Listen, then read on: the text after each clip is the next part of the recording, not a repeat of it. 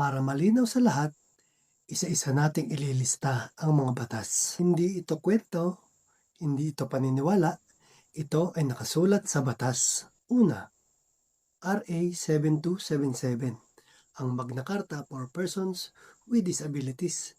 Dito malinaw na tungkulin ng gobyerno na suportahan ang person with disabilities kasama ang pondo para sa serbisyo. Ikalawa, RA 10070, na nag-uutos sa lahat ng LGU na magtatag at magpondo ng PIDAW.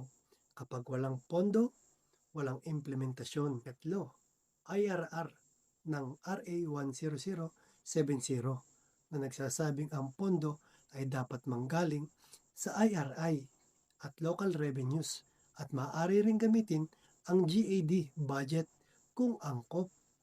Ikaapat, RA 7160, ang Local Government Code, na nagtalaga si LGU bilang pangunahing tagapagbigay ng serbisyong panlipunan tulad ng para sa persons with disabilities. Dagdag pa rito, may mga joint memorandum circular mula sa DBM, DSWD at NCDA na nag-uutos ng pagsasama ng persons with disabilities programs sa budget at AIP.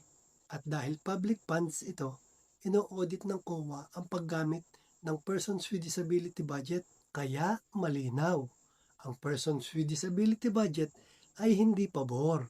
Isa itong legal na obligasyon. Disclaimer: ang content na ito ay para sa legal education at awareness lamang, hindi para manisi o magbintang.